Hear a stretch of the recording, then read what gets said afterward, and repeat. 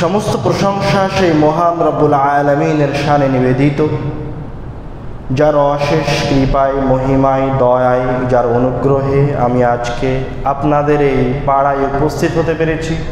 আলহামদুলিল্লাহ। যার অনুগ্রহে, যার দয়ায়, যার ভালোবাসায় আপনারা আজানের পূর্বে এই মসজিদে উপস্থিত হতে পেরেছেন। আলহামদুলিল্লাহ। যার অনুগ্রহে আপনারা বক্তব্য শোনার তৌফিক অর্জন করেছেন। আলহামদুলিল্লাহ। দরুদ ও সালাম বর্ষিত হোক প্রিয় নবী আহমদে মুস্তাফা মুহাম্মদে মুস্তাফা সাল্লাল্লাহু আলাইহি ওয়াসাল্লামের প্রতি, যার উপর অসংখ্য দরুদ পাঠ করাকে আমাদের উপর কর্তব্য করে দেওয়া হয়েছে, যার উপর বেশি বেশি দরুদ পাঠ করাকে আমাদের মর্যাদাকে সমুন্নত করার মাধ্যম করে দেওয়া হয়েছে। সুবহানাল্লাহ। যার উপর বেশি বেশি মাফ করে দেওয়ার মাধ্যম করা হয়েছে। সুবহানাল্লাহ। যার উপর বেশি বেশি দরুদ পাঠ থেকে রহমত বর্ষণের সাবাব কারণ করে দেওয়া হয়েছে। সুবহানাল্লাহ। এই মহামানব, এই শ্রেষ্ঠ মানব, এই পৃথিবীবাসীর জন্য তাকে যাকে রহমত হিসেবে প্রেরণ করা হয়েছে, এই প্রিয় নবীর ওপর হাজারো দরুদ ও সালাম বর্ষিত হোক। সকলেই আবারও বলি সাল্লাল্লাহু আলাইহি ওয়াসাল্লাম। আমাদের জীবনে যা কিছু আছে, এই পৃথিবীতে প্রত্যেকটা মানুষের যা কিছু রয়েছে এবং প্রত্যেকটা মানুষ যে কর্ম সম্পাদন করবে প্রত্যেকটাই সম্ভাব্য, কোনো কিছুই নিশ্চিত নয়। আপনি মসজিদ থেকে বের হয়ে যাবেন ইনশাআল্লাহ, আল্লাহ চাইলে।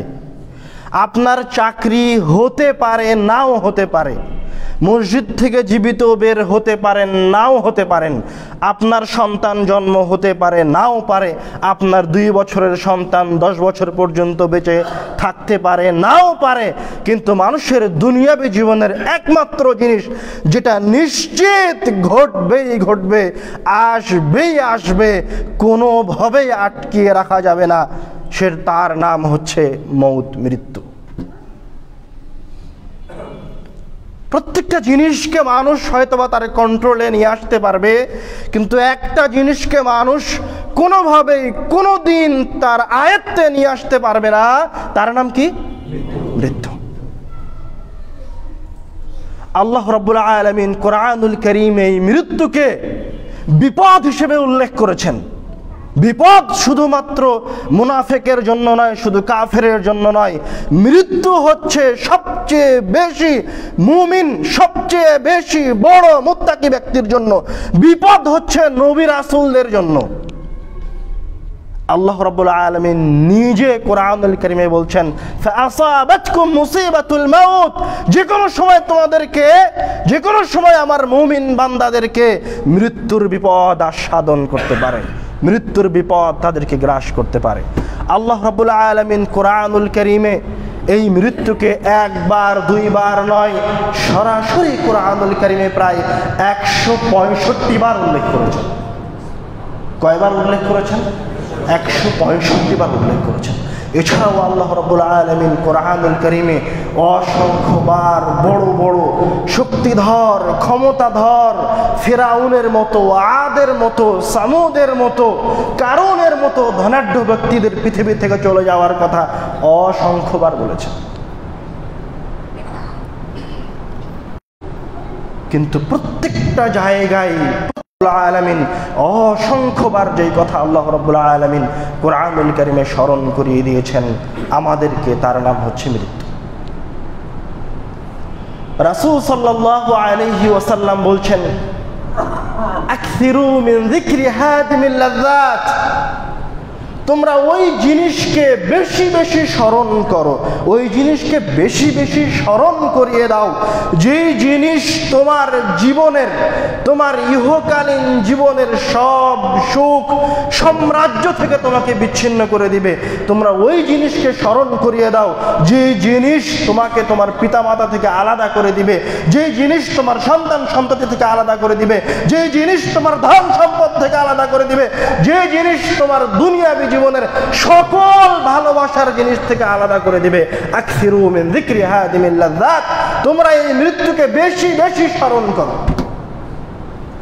তোমরা এই মৃত্যুকে বেশি বেশি স্মরণ করো।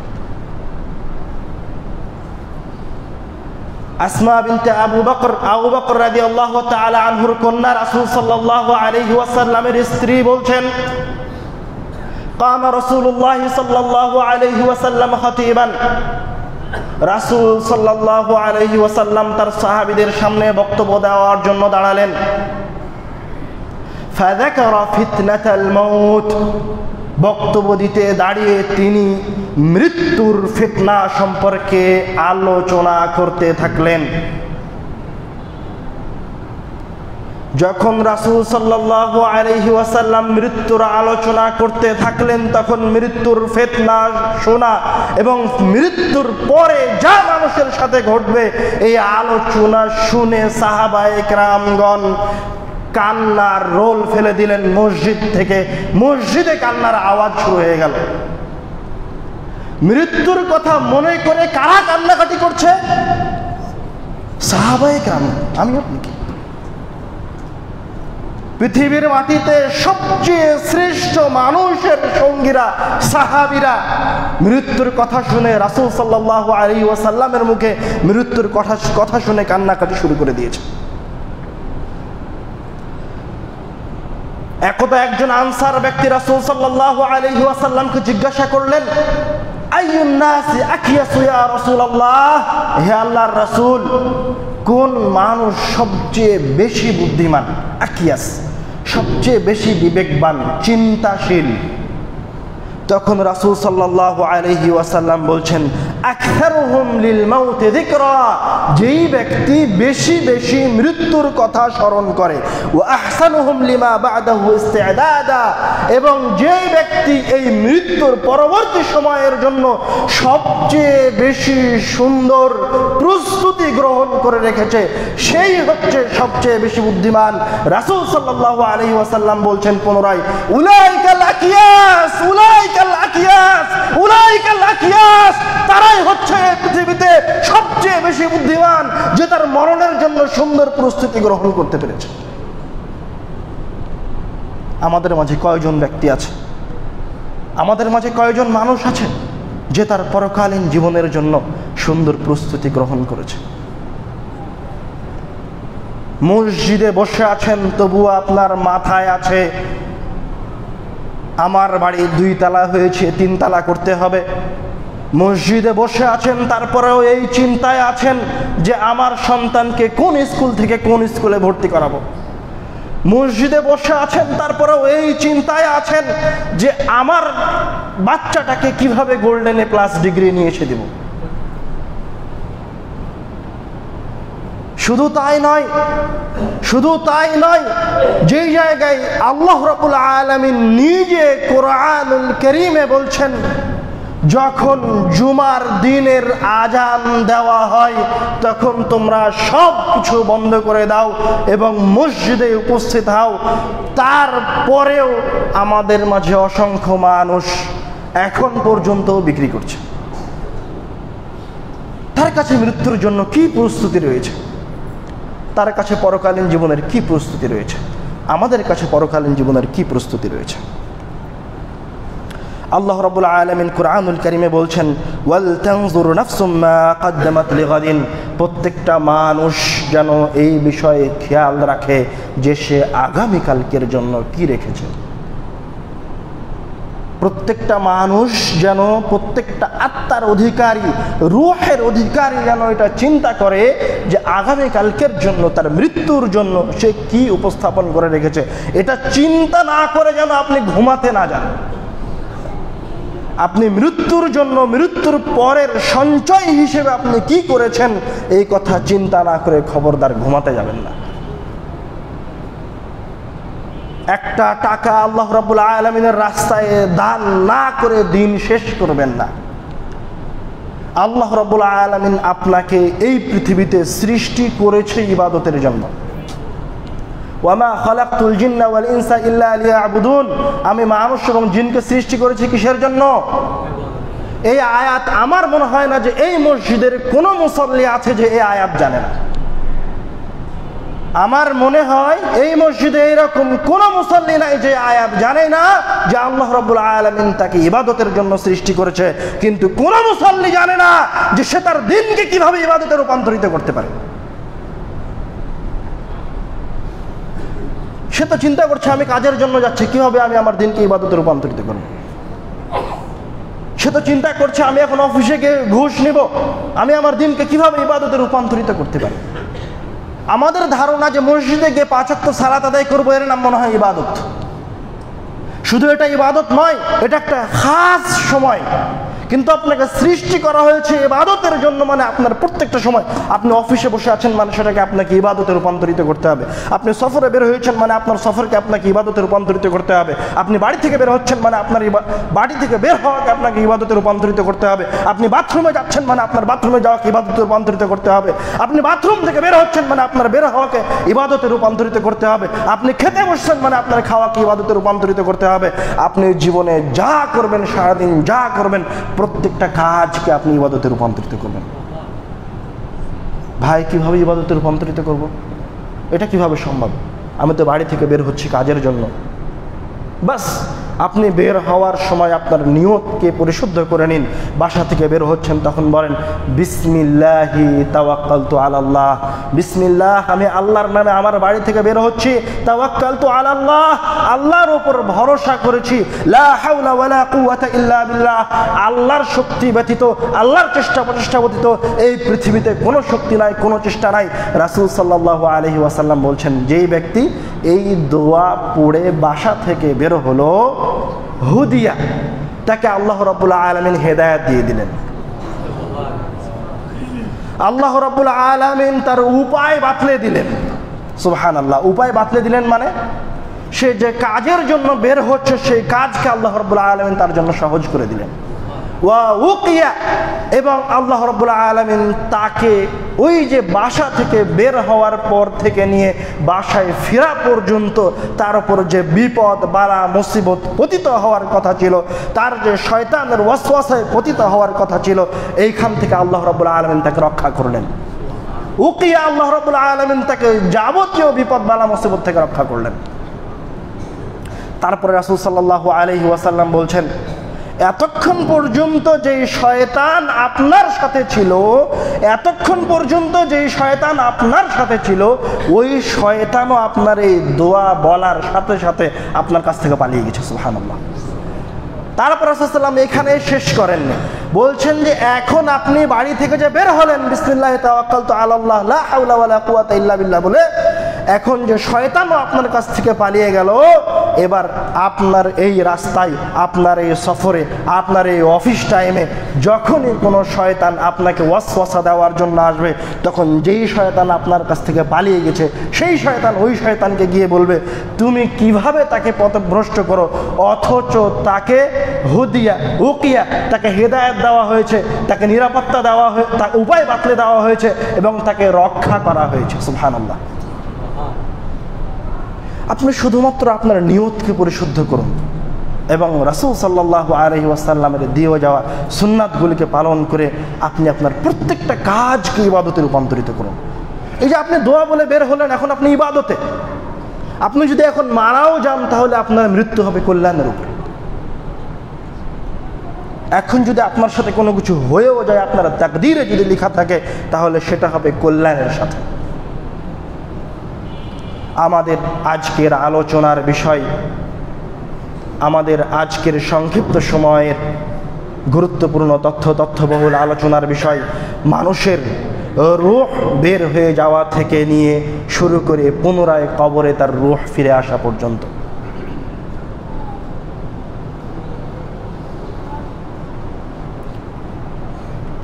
عن البراء بن عازب رضي الله تعالى عنه قال, براء بن عازب رضي الله تعالى عنه বলছেন, خرجنا مع رسول الله صلى الله عليه وسلم في جنازة رجل من الأنصار, আমরা রাসূল সাল্লাল্লাহু আলাইহি ওয়াসাল্লামের সাথে একজন আনসার ব্যক্তির জানাজার সালাত আদায় করার জন্য বের হলাম। হাত্তা ইনতাহাইনা ইলাল কবর, তো তার জানাজায় যাওয়ার পথিমধ্যে কবরস্থান পড়লো, যেই জায়গায় ওই সাহাবীর কবর খনন করা হচ্ছে। ওয়ালাম্মা ইউলহাদ, এখন পর্যন্ত ওই কবর খনন করা শেষ হয়নি। ফাজালাসা রাসূলুল্লাহ সাল্লাল্লাহু আলাইহি ওয়াসাল্লাম, রাসূল সাল্লাল্লাহু আলাইহি ওয়াসাল্লাম রাস্তার মাঝখানে ওই কবরস্থানে ওই কবরের পাশে বসে গেলেন। ফাজালাসনা হাওলা, রাসূলকে বসতে দেখে আমরাও বসে গেলাম রাসূলের চারপাশে। কাআন্না আলা রুউসিনা আত-তায়র, আমরা এতটা নিস্তব্ধ হয়ে বসে আছি, এতটা নিঝুম হয়ে বসে আছি, যেন পাখি, উড়তে থাকা পাখি আমাদেরকে পাথর মনে করে আমাদের মাথার উপর বসে থাকবে, এরকম নিঝুম নিশ্চুপ হয়ে আমরা রাসূল সাল্লাল্লাহু আলাইহি ওয়াসাল্লামকে ঘিরে বসে আছি। ওয়াফি ইয়াদিহি উদুন ইয়ানকুতু বিহিল আরদ, রাসূল সাল্লাল্লাহু আলাইহি ওয়াসাল্লামের হাতে একটা খড়ি আছে, তিনি সেটা দিয়ে মাটিতে খোঁটরাচ্ছেন। পরিবেশ দেখে বোঝা যাচ্ছে পরিবেশ খুবই গুরুত্বপূর্ণ অথবা খুবই ভয়ঙ্কর, অথবা রাসূল সাল্লাল্লাহু আলাইহি ওয়াসাল্লাম এমন কিছু বলতে চলেছেন যেটা সাহাবীদের জন্য খুবই গুরুত্বপূর্ণ। সাহাবীরা সবাই নিশ্চুপ, কি হচ্ছে সেটা শোনার জন্য অধীর আগ্রহে বসে আছেন। রাসূল কি বলে সেটা শোনার জন্য অধীর আগ্রহে বসে আছেন। কি ঘটতে যাচ্ছে সেটা শোনার জন্য অধীর আগ্রহে বসে আছেন। আমিও আপনাদেরকে বলবো, আপনাদের প্রতি উদাত্ত আহ্বান জানাবো, আপনারাও মনোযোগ সহকারে একদম ব্রেনকে, আপনার মস্তিষ্ককে কোনো দিকে নিয়ে যাবেন না। মনে করেন আপনারা এখন রাসূল সাল্লাল্লাহু আলাইহি ওয়াসাল্লামের সাথে ওই কবরস্থানে, ওই কবরের পাশে বসে আছেন। আপনারা এখন কোথায় আছেন? রাসূলের সাথে ওই কবরস্থানে বসে আছেন। রাসূল সাল্লাল্লাহু আলাইহি ওয়াসাল্লাম আপনাদেরকে একটা গল্প শোনাচ্ছে, আর আমি আব্দুর রহিম বিন আব্দুর রাজ্জাক আপনাদেরকে রাসূলের কথার অনুবাদ করে শোনাচ্ছি, এর চেয়ে বেশি কিছু নয়। হাত্তা রাফা রাসা, রাসূল সাল্লাল্লাহু আলাইহি ওয়াসাল্লাম এবার তার মাথাটাকে উঠালেন। ফাকাল, এবং বললেন, ইস্তাঈযু বিল্লাহি মিন আযাবিল কবর, তোমরা আল্লাহর কাছে কবরের আযাব থেকে পরিত্রাণ চাও। ইস্তাঈযু বিল্লাহি মিন আযাবিল কবর, তোমরা আল্লাহর কাছে কবরের আযাব থেকে পরিত্রাণ চাও। ইস্তাঈযু বিল্লাহি মিন আযাবিল কবর, তোমরা আল্লাহ রাব্বুল আলামিনের কাছে কবরের আযাব থেকে পরিত্রাণ চাও। এইভাবে রাসূল সাল্লাল্লাহু আলাইহি ওয়াসাল্লাম 2-3 বার, কয়েকবার বললেন। এবার রাসূলুল্লাহ সাল্লাল্লাহু আলাইহি ওয়াসাল্লাম সাহাবীদেরকে ঘটনা বলতে শুরু করছেন। ঘটনা বলতে যাওয়ার আগে এই নির্দেশ দিলেন, আপনারাও আল্লাহ রাব্বুল আলামিনের কাছে কবরের আযাব থেকে পরিত্রাণ চান। হে আল্লাহ, আপনি আমাদেরকে কবরের আযাব থেকে রক্ষা করুন, আল্লাহুম্মা আমিন। রাসূল সাল্লাল্লাহু আলাইহি ওয়াসাল্লাম এবার বলছেন, ইন্নাল আবদাল মুমিন ইযা কানা ফি ইকবালিন মিনাল আখিরাতি ওয়া ইনকিতাইন মিনাদ দুনিয়া, যখন কোনো মুমিন বান্দা পরকালমুখী হয় এবং দুনিয়া ছেড়ে দেওয়ার উপক্রম হয়, অর্থাৎ তার কাছে এখন মালাকুল মউত আসবে, সে মারা যাবে, এইরকম পরিস্থিতি যখন আসে, ইয়াতি ইলাইহি মালাকুন মিনাস সামা, তখন তার কাছে আসমান থেকে একজন ফেরেশতা আসে। আল্লাহ রাব্বুল আলামিন কুরআনুল কারীমে বলছেন, ইন্নাল্লাযীনা ক্বালু রাব্বুনাল্লাহ, যারা এই কথা বলে আমাদের প্রতিপালক, আমাদের প্রতিপালনকারী হচ্ছেন আল্লাহ, সুম্মা ইসতাকামু, অতঃপর তারা তাদের এই কথার ওপর শক্তভাবে, অটলভাবে ইস্তিকামা মানে ঝড় এসেছে, ঝাপটা এসেছে, ফিতনা এসেছে, বিপদ এসেছে, কোনো কিছুতেই আপনি কখনোই রব্বুল আলামিনের ইবাদত থেকে সরে যান না। আপনি শক্ত মজবুতভাবে পাথরের মতো করে রব্বুল আলামিনের রাসূল সাল্লাল্লাহু আলাইহি ওয়াসাল্লামের সুন্নাতের অনুসরণ করেছেন।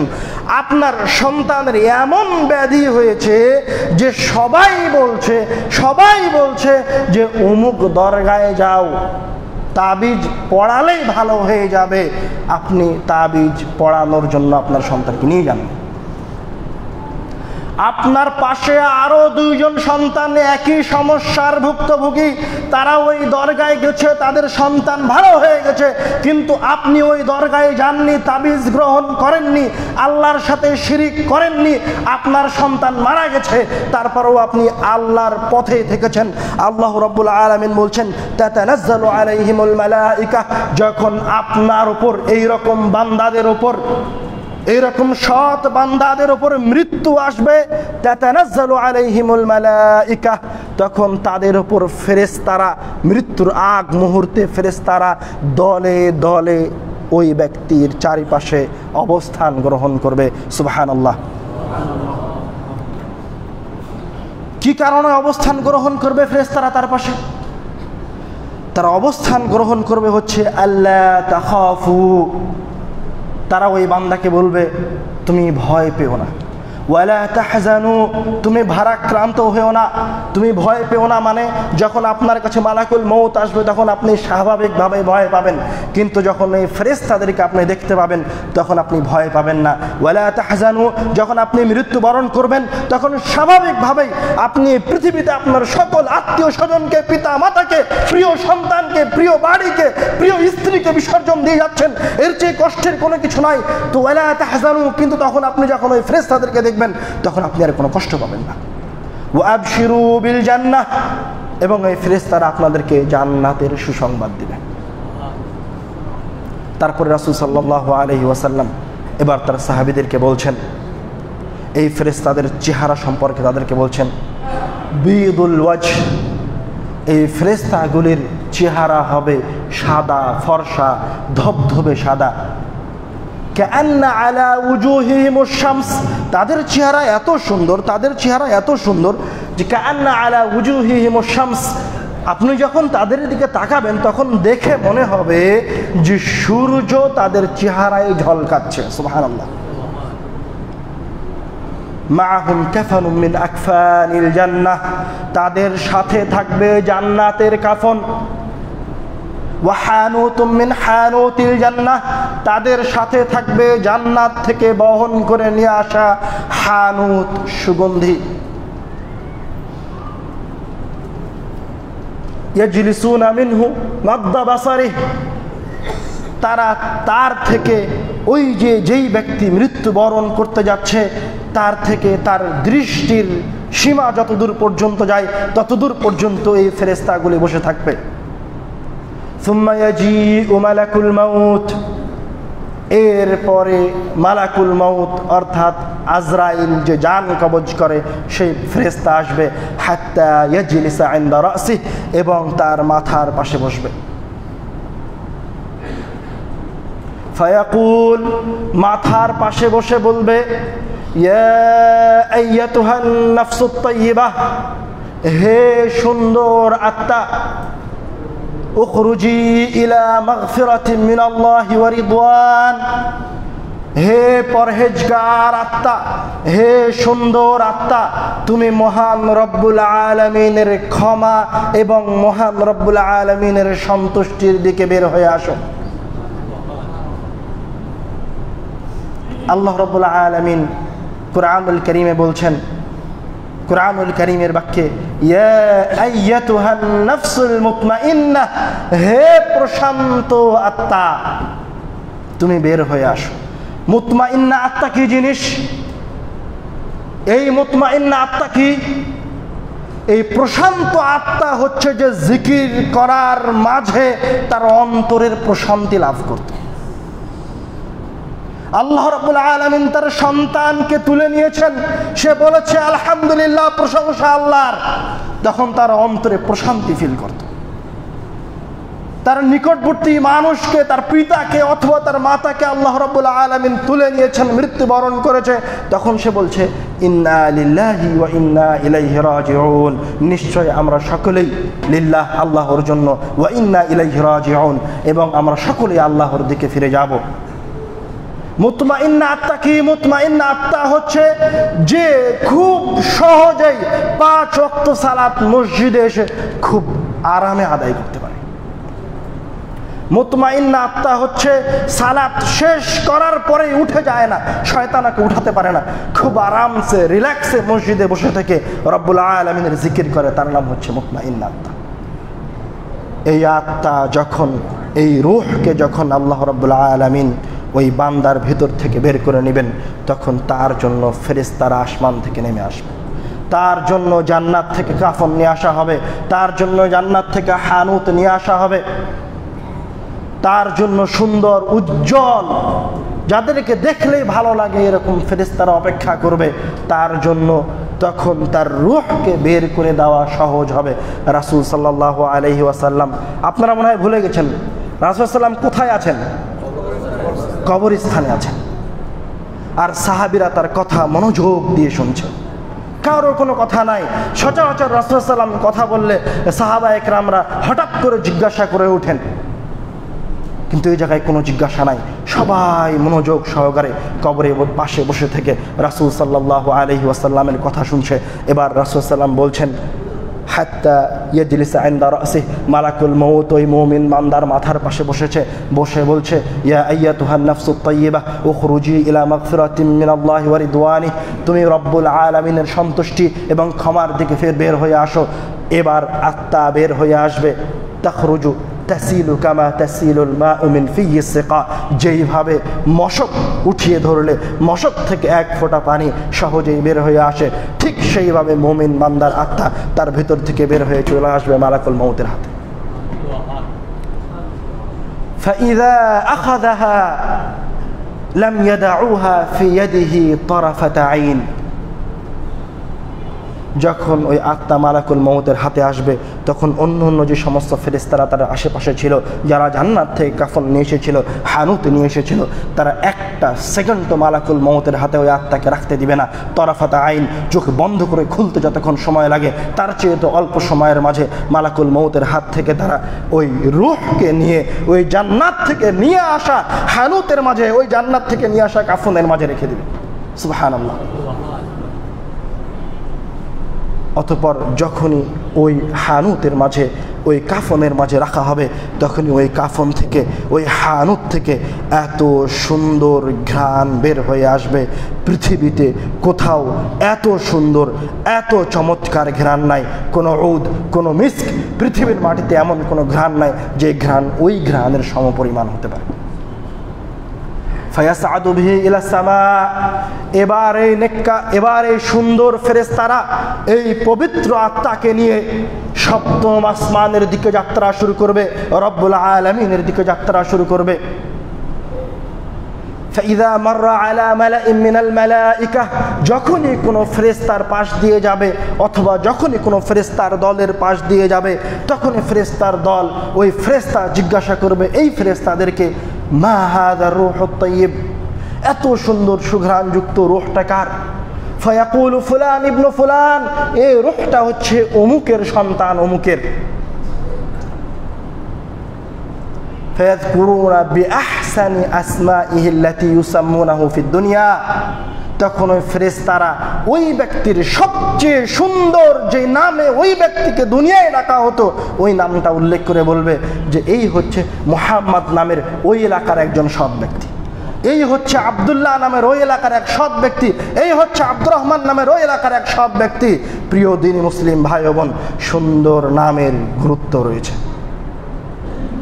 সুন্দর নামের এবং নামের অর্থের প্রভাব যেমনভাবে আপনার এই দুনিয়াবী জীবনে থাকবে, ঠিক তেমনইভাবে পরকালেও আপনার সুন্দর নামের প্রভাব থাকবে।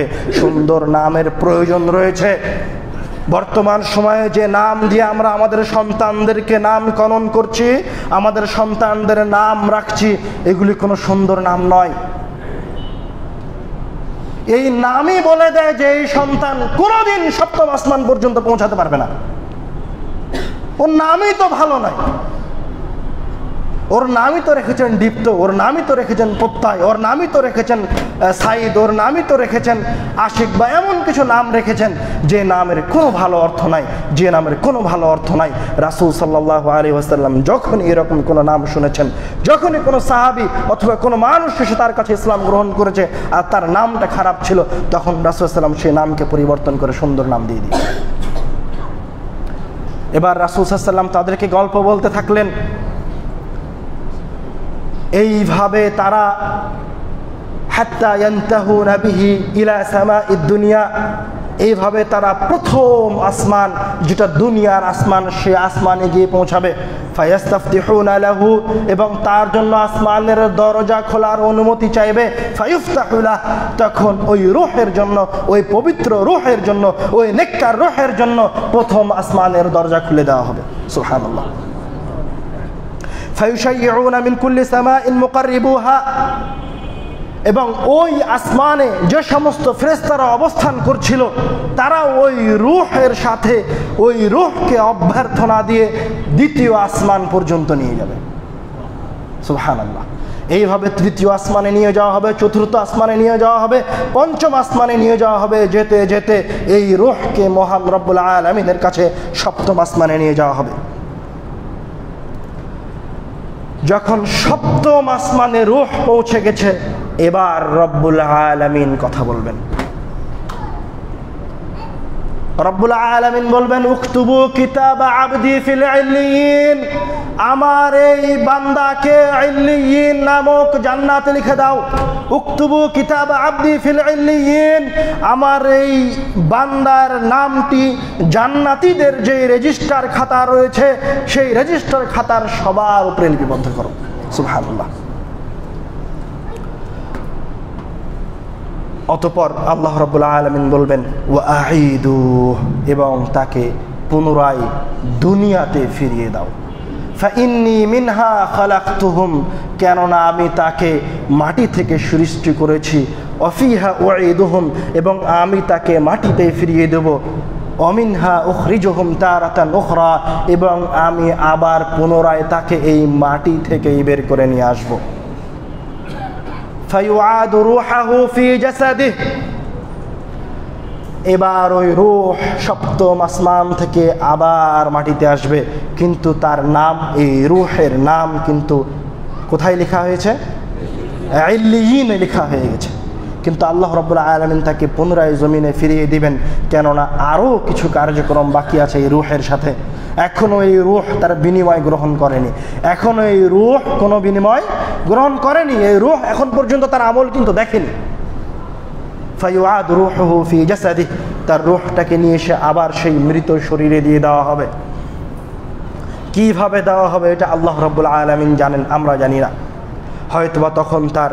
হয়তোবা সেই মৃত ব্যক্তির আত্মীয় স্বজনরা তাকে গোসল করাচ্ছে, হয়তোবা সেই মৃত ব্যক্তির আত্মীয়রা তখন তাকে জানাজার সালাতের জন্য নিয়ে যাচ্ছে, হয়তোবা সেই মৃত ব্যক্তিকে এখন তার নিকটতম আত্মীয়রা কাঁধে করে কবরের দিকে নিয়ে যাচ্ছে। এবার রূহ এসে বলবে, কদ্দিমুনি কদ্দিমুনি কদ্দিমুনি, আমাকে তাড়াতাড়ি নিয়ে যাও, আমাকে তাড়াতাড়ি নিয়ে যাও, আমাকে দ্রুত কবরের দিকে নিয়ে যাও। সুবহানাল্লাহ। কেননা সে যে যাত্রায় আছে, এই রূহ যে যাত্রায় বের হয়েছে, এই যাত্রাটা তার কাছে খুব ভালো লাগছে, খুব চমৎকার। ও শুধু সামনের দিকে যেতে চাইবে। কদ্দিমুনি কদ্দিমুনি, আমাকে দ্রুত নিয়ে যাও, দ্রুত নিয়ে যাও। তারপর তার আত্মীয় স্বজনরা তাকে নিয়ে গিয়ে কবরে রেখে দিবে। কবরে রেখে দিয়ে তাকে মাটি দিয়ে কবর থেকে ফিরে আসবে।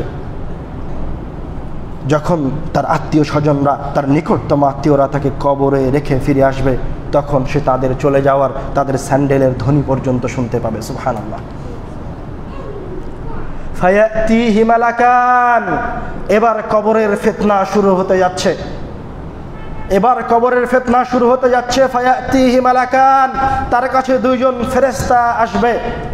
আসওয়াদান আজরাকান, যাদের গায়ের রং হচ্ছে কুচকুচে কালো, যাদের চক্ষুর রং হচ্ছে নীল বর্ণের।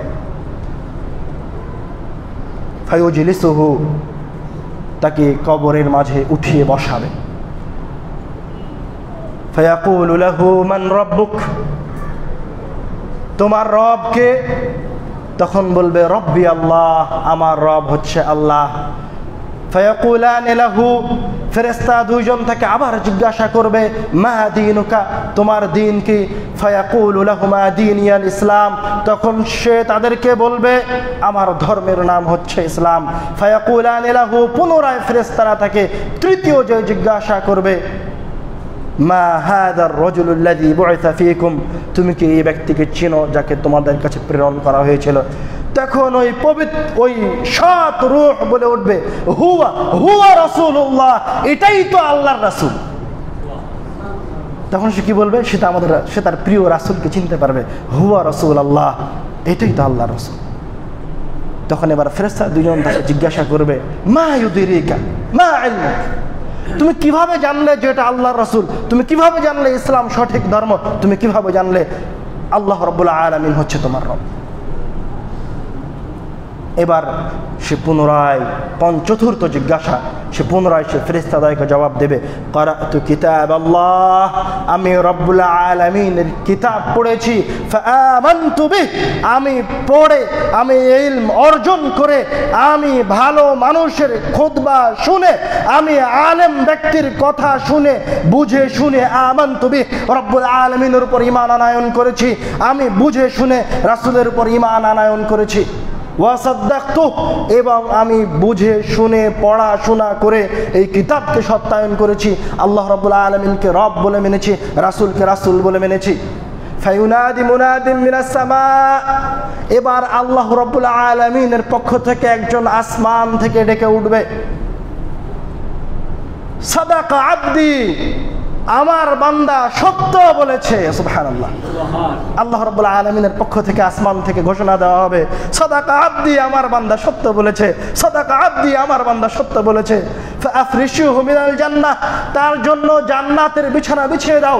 ওয়ালবিসুহু মিনাল জান্নাহ, তাকে জান্নাতের পোশাক পরিয়ে দাও। ওয়াফতাহু লাহু বাবান ইলাল জান্নাহ, তার কবর থেকে জান্নাতের দিকে গেট সমূহ খুলে দাও। ফায়াতিহি মিন রিহিহি ওয়া তিয়বিহি, তখন জান্নাত থেকে জান্নাতের বাতাস কবরে আসতে থাকবে। ওয়াতিবি, জান্নাত থেকে জান্নাতের ঘ্রাণ ওই ব্যক্তির দিকে, ওই সৎ ব্যক্তির দিকে, ওই রূহের দিকে আসতে থাকবে। ফায়াতিহি রাজুলুন,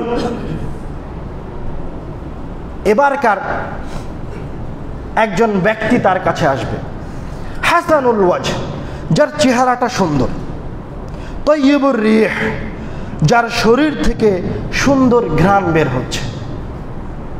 ফায়াকুল আবশির, আবশির বিল্লাযী ইয়াসুররুক, সে বলবে তুমি সুসংবাদ গ্রহণ করো যা তোমাকে খুশি, তোমাকে আনন্দিত করবে।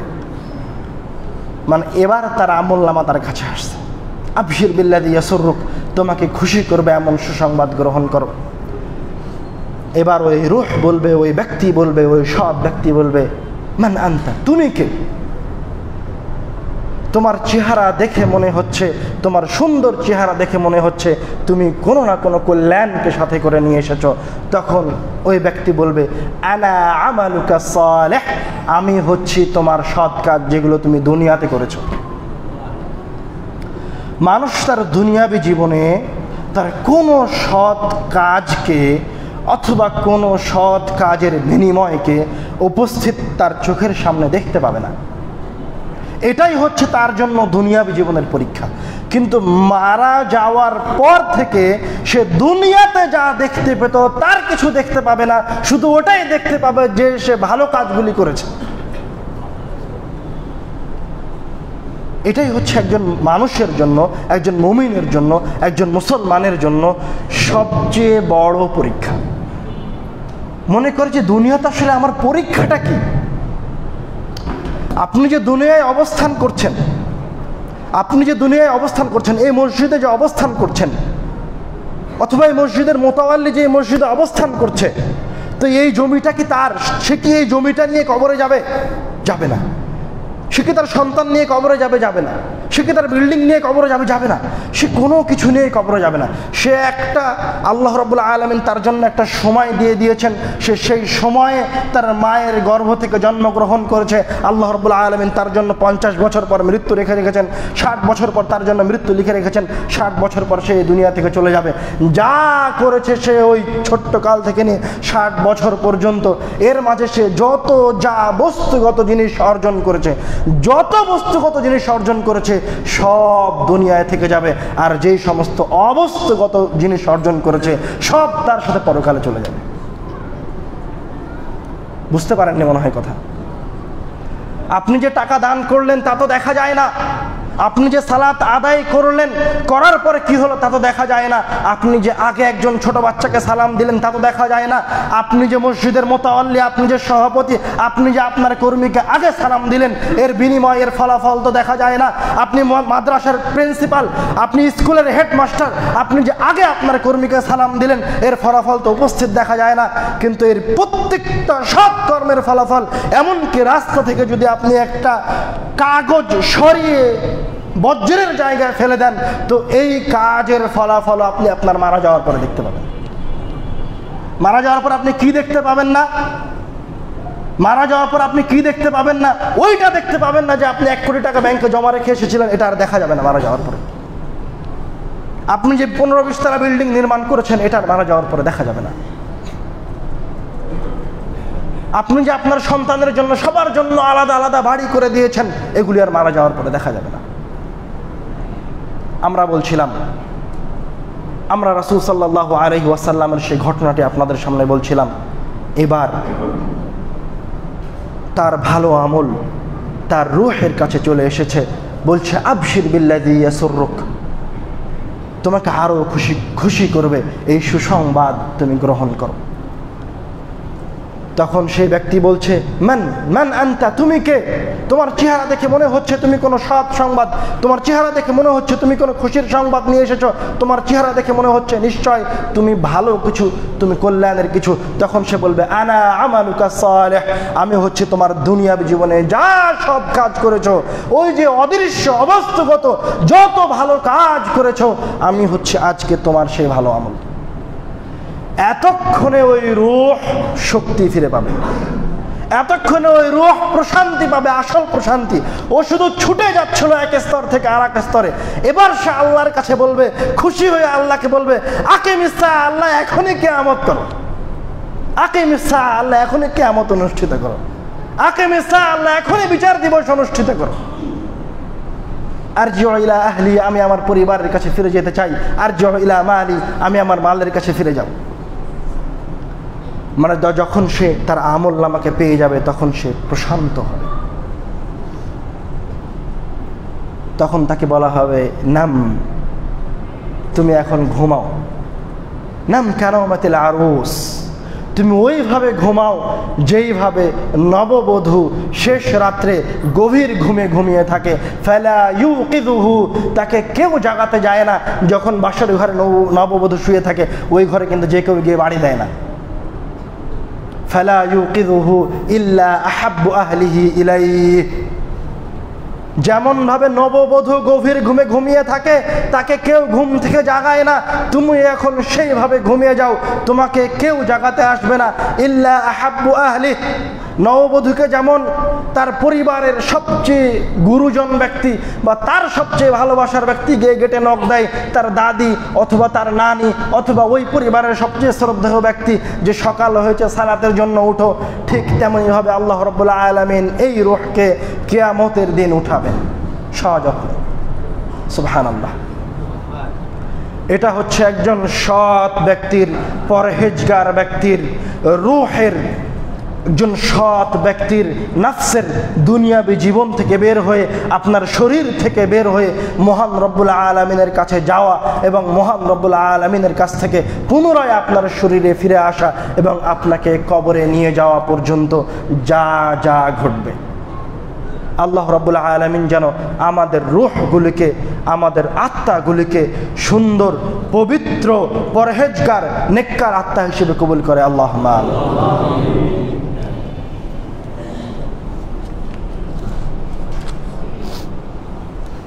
সময় কিছু জেগেছে নাকি? হ্যাঁ,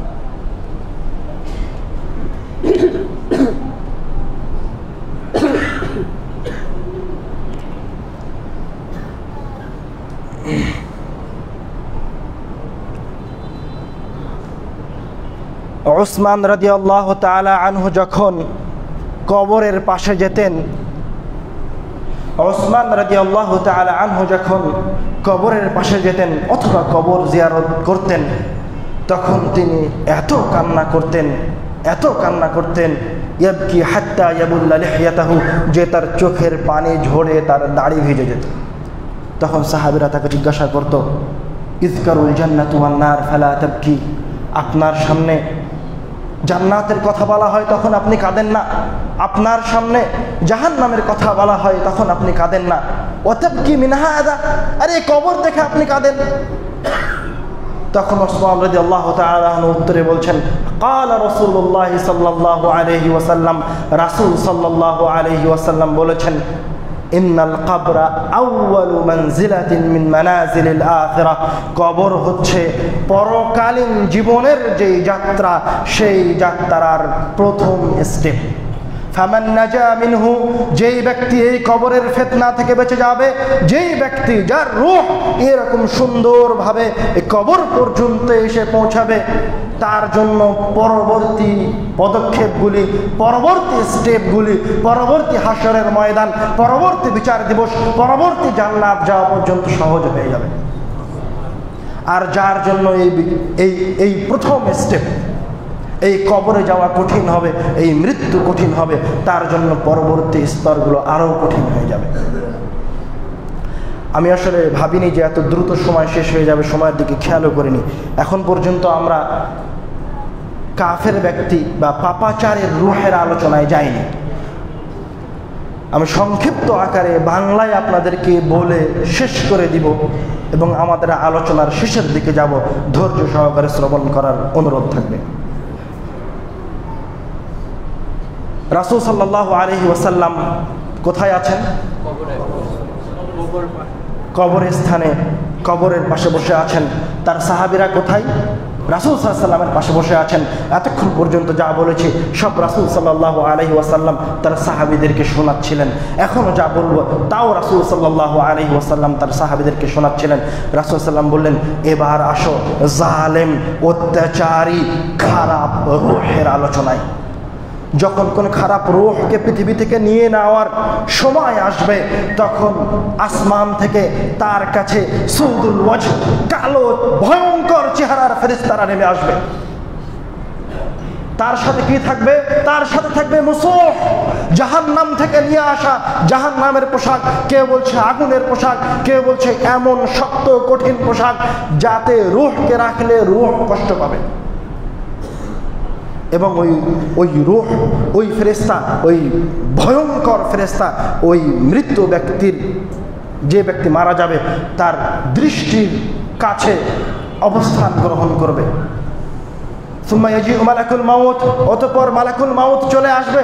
মালাকুল মাউত সে ওই ব্যক্তির পাশে, তার মাথার পাশে অবস্থান গ্রহণ করবে এবং বলবে, ইয়া আইয়াতুহান নাফসুল খাবিসা, হে নিকৃষ্ট আত্মা, হে পাপিষ্ঠ আত্মা, উখরুজি ইলা সাখাতিল্লাহি ওয়া গাদাবিহি, তুমি আল্লাহ রাব্বুল আলামিনের অসন্তুষ্টি এবং আল্লাহ রাব্বুল আলামিনের রাগের দিকে, ক্রোধের দিকে বের হয়ে আসো। এবার আত্মা বের হয়ে আসতে চাইবে না, আত্মা শরীরের ভিতর পালিয়ে যেতে চাইবে। আত্মা আপনার আঙ্গুলের মাথায় চলে আসবে, ওই পাপিষ্ঠ ব্যক্তির আঙ্গুলে পালিয়ে যাবে, তার পায়ে পালিয়ে যাবে, শরীরের এদিক সেদিক পালিয়ে বেড়াবে। তখন মালাকুল মাউত ওই আত্মাকে জোর করে টেনে বের করে নিয়ে আসবেন। রাসূল সাল্লাল্লাহু আলাইহি ওয়াসাল্লাম বলছেন, ওই আত্মাকে ওইভাবে বের করে নিয়ে আসা হবে যেইভাবে লোহার ফালা ভিজা তুলার ভিতর থেকে টেনে বের করলে ওই তুলা ছিঁড়ে, ওই সুতা ছিঁড়ে বের হয়ে আসে, ওইভাবে ওই নিকৃষ্ট ব্যক্তির আত্মা তার শরীর থেকে ছিঁড়ে বের করে নিয়ে আসা হবে। তার রগগুলি ছিঁড়ে বিচ্ছিন্ন হয়ে যাবে, তার শিরাগুলি ছিঁড়ে বিচ্ছিন্ন হয়ে যাবে। তারপর তাকে ওই জাহান্নাম থেকে নিয়ে আসা মুসরুহের ভিতরে রাখা হবে। যখন রাখা হবে তখন সেখান থেকে এক দুর্গন্ধ বের হয়ে আসবে, এত খারাপ দুর্গন্ধ বের হয়ে আসবে, এত পচা দুর্গন্ধ বের হয়ে আসবে। রাসূল বলছেন, এরকম দুর্গন্ধ পৃথিবীর কোথাও নাই। এই আত্মাকে নিয়েও এই ভয়ঙ্কর রূপের ফেরেশতারা আসমানের দিকে যাত্রা শুরু করবে। এই যাত্রা পথে যেই ফেরেশতার সাথে দেখা হবে সেই বলবে, এই নিকৃষ্ট আত্মা কার? তখন বলবে ওই নিকৃষ্ট ব্যক্তির, তার দুনিয়াবী জীবনের সবচেয়ে খারাপ নাম ধরে বলবে, ওই সুদখোরের আত্মা, ওই হারামখোরের আত্মা, ওই চোরের আত্মা। এটা এইভাবে গালি খেতে খেতে সে প্রথম আসমান পর্যন্ত পৌঁছাবে। ফায়ুস্তাফতাহু লাহ, তার জন্য জান্নাতের দরজা, আসমানের দরজা খোলার ফরিয়াদ করা হবে, কিন্তু আসমানের দরজা তার জন্য খোলা হবে না। ফায়ুতরাহু রূহুহু তারহা, তখন তার ওই রূহকে নিক্ষেপ করে দেওয়া হবে এবং আল্লাহ রাব্বুল আলামিন বলবে, এর আমলনামা সিজ্জিন নামক জান্নাতে লিখে রাখো, ফি আসফালিল আরদ, যেটা হচ্ছে জমিনের সবচেয়ে নিচে, সবচেয়ে নিকৃষ্ট জায়গায় এই বান্দার নাম লিপিবদ্ধ করে রাখো।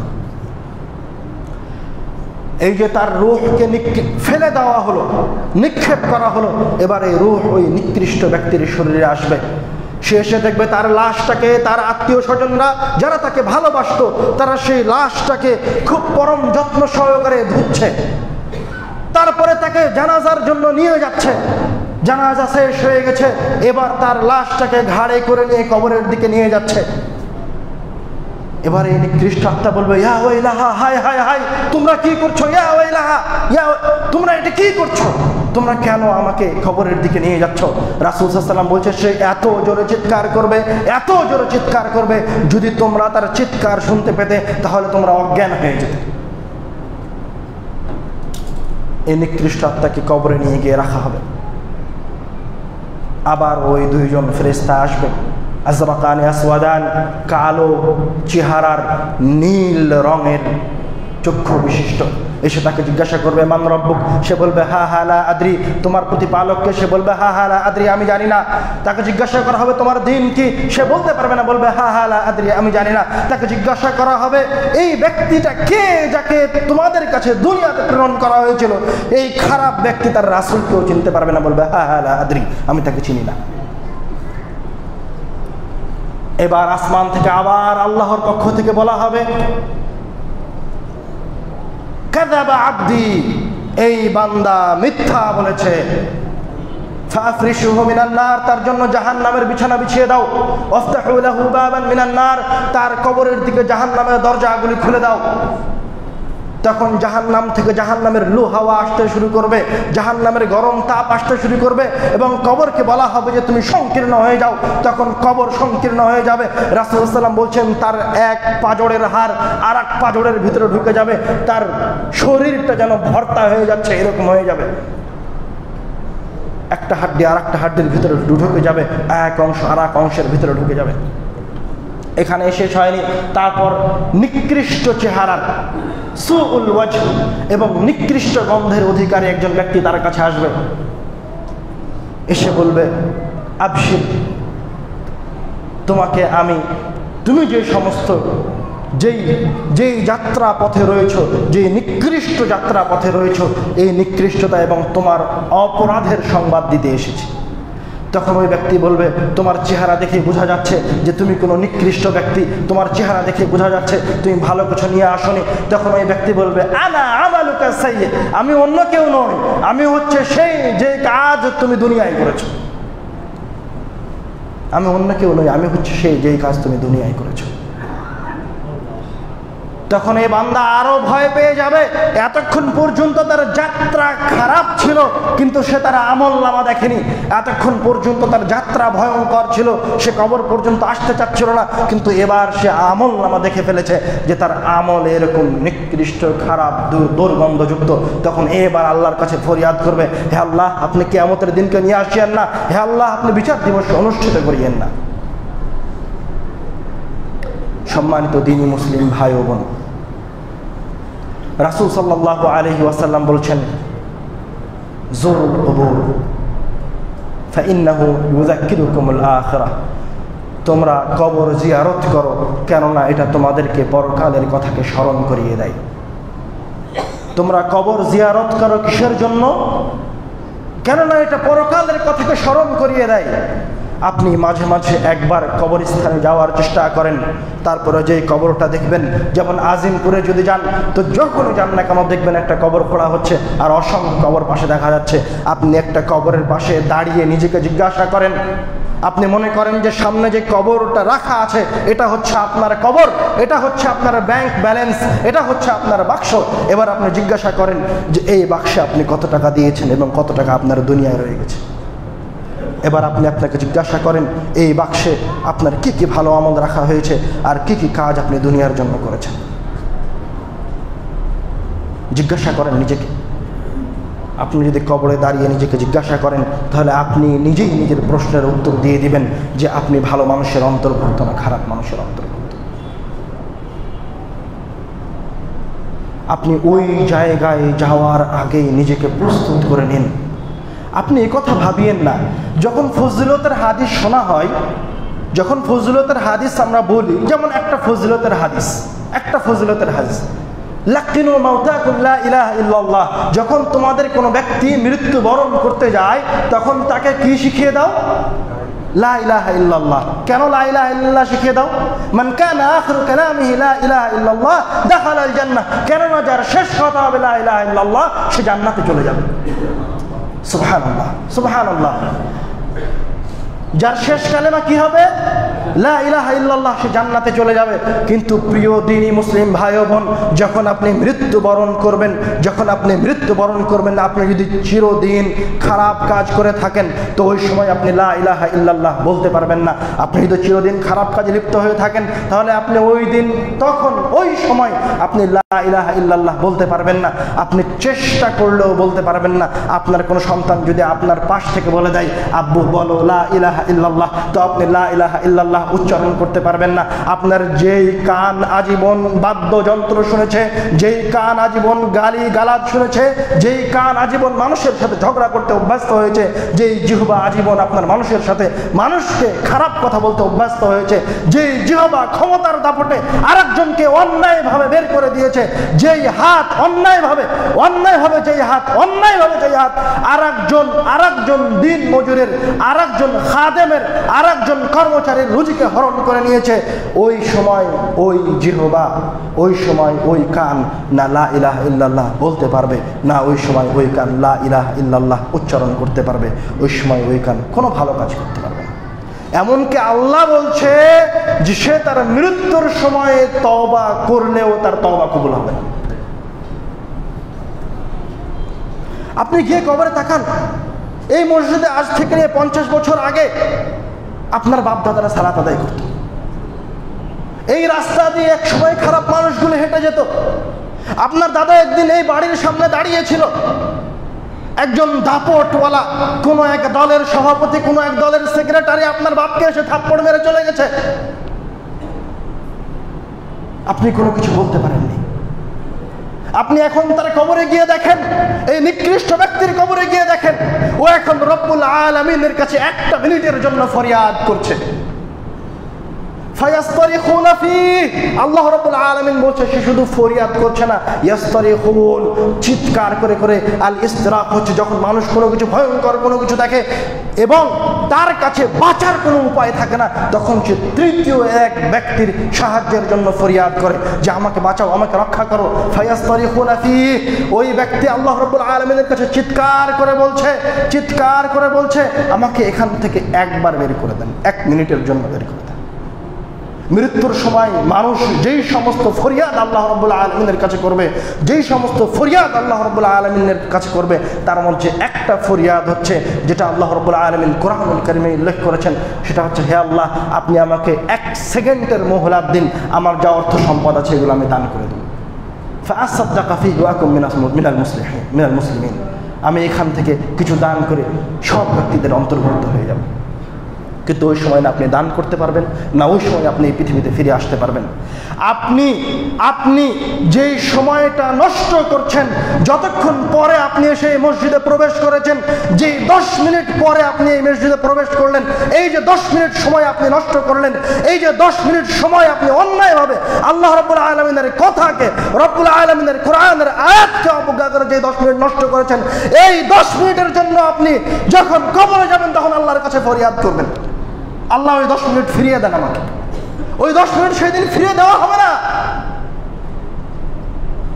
আপনি কেন তখন চিৎকার করবেন? এখন আপনি 1 মিনিট সময় কাজে লাগান। তখন 1 সেকেন্ডের জন্য মানুষ চিৎকার করবে, কিন্তু 1 সেকেন্ড সময় তাকে দেওয়া হবে না। আপনার কাছে এখন 1 সেকেন্ড আছে, আপনি এখন কোন একটা ভালো কাজ করে নিন। আল্লাহ রাব্বুল আলামিন আমাদেরকে ভালো কাজ করার, ভালো কাজের সাথে থাকার, সদা সর্বদা ন্যায়ের পথে থাকার তৌফিক দান করুন। আল্লাহুম্মা আমিন। দোয়া চাওয়ার জন্য বলা হয়েছে।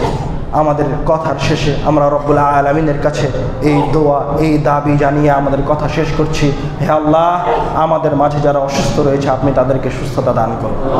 হে আল্লাহ, আমাদের মাঝে যারা আজ কবরে অবস্থান করছে আপনি তাদের কবরের আযাবকে মাফ করে দিন। হে আল্লাহ, আজকে আমরা যারা তোমার দরবারে, তোমার এই ঘরে উপস্থিত হয়েছি, আপনি আমাদের পরকালের যাত্রাকে সহজ করে দিন। আল্লাহুম্মা আমিন। ওয়া আখিরু দাওয়ানা আলহামদুলিল্লাহি রাব্বিল আলামিন। আকিমুস সালাহ।